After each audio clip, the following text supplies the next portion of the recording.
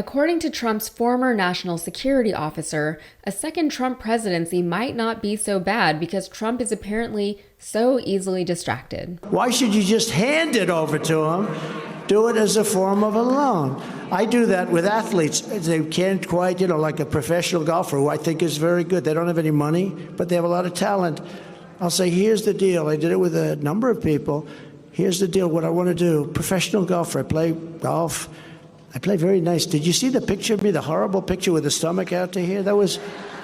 So what I do is I'm putting up today a picture of me what I actually look like. He wants to withdraw from NATO, and a second Donald Trump term, you believe, would mean almost an immediate withdrawal from NATO.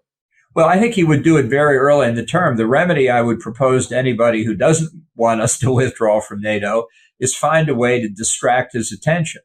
And since he has a short attention span, that can work at least for a while until it pops back into his head. So quick refresher on John Bolton. He worked in the Trump administration as well as the Reagan and W. Bush administrations. He has long had a reputation for being a warmonger, and one of his chief complaints against Trump was that he did not issue a quote-unquote disproportionate response against Iran after they shot down an American drone. When Trump called off the attack against Iran at the last minute, once he learned that up to 150 people would be killed in the attack, Bolton said it was, quote, the most irrational thing I ever witnessed any president do. Wow, that's not even the worst of what Bolton has said, done, or advised during any of his times in the White House. My point is, he may be anti-Trump now, but he's not anyone that we should be celebrating. But he has made it clear that he is not supporting a second Trump term. When he left the administration, he did what a lot of former Trump associates do. He wrote a book and made countless television appearances detailing just how bad it was to actually work with Trump.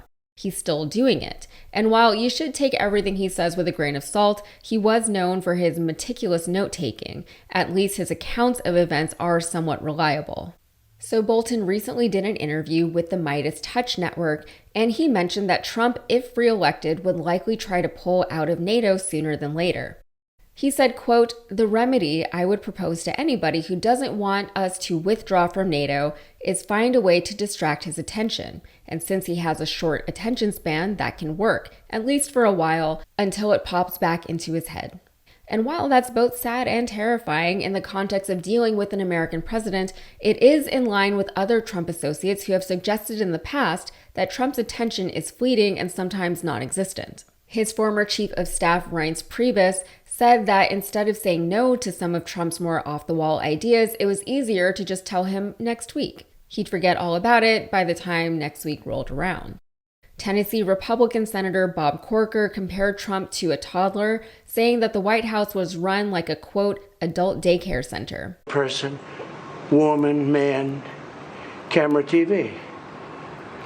If you get it in order, you get extra points. They said nobody gets it in order. It's actually not that easy, but for me it was easy. Barbara Rez, who worked not in the White House but in the Trump Organization, said, quote, you either have to just convince him something better was his idea or ignore what he said to do and hoped he forgot about it the next day. Another White House official said, quote, you have to just move the conversation along to something else. And in 2020, the New York Times published an article with the headline, quote, for spy agencies, briefing Trump is a test of holding his attention. Throughout his presidency, it was regularly reported that Trump does not read, not even his intelligence briefings. Miles Taylor, a former Trump DHS official, said in an interview that he had to oversimplify national security reports for Trump. He said, quote, this 50-page memo that we would normally give to any other president is something Trump literally can't read. The man doesn't read. We got to boil this down into a one-pager in his voice. He then referred to the language he had to use in these memos as, quote, incandescently stupid and bombastic. It was also reported that Trump spent most of his days as president just watching Fox News, and unlike other presidents who would get daily verbal briefings, Trump would only get a verbal briefing every 2 or 3 days. But while he may have preferred verbal briefings to written ones, keeping his attention throughout those verbal briefings was also a challenge. One senior official said that during the briefings, Trump would rant about whatever was on his mind for the majority of the time, which would only leave a few minutes for the team to actually discuss the things that they needed to discuss. Another official said, quote, "He often goes off on tangents during the briefing and you have to rein him back in." According to Michael Wolff's book, several high-ranking Trump administration officials called Trump idiot, dumb, dope, and moron, among other things. Defense Secretary Jim Mattis compared Trump's understanding to that of a, quote, fifth or sixth grader. Trump's chief of staff called him unhinged. Omarosa Manigault-Newman, who did something in the Trump White House, said he was a, quote, racist, misogynist, and bigot. Steve Bannon said Trump was, quote, like an 11-year-old child. Steve Bannon also said that Ivanka Trump was, quote, dumb as a brick, which isn't relevant to this story, but I thought it was funny. And his former National Security Advisor, H.R. McMaster, who served in the role prior to John Bolton taking over, called Trump an idiot and a dope with the intelligence of a kindergartner. So this is what we're dealing with. Somehow the Republicans are trying to convince us that this guy is more mentally astute than the other guy, who according to them has dementia.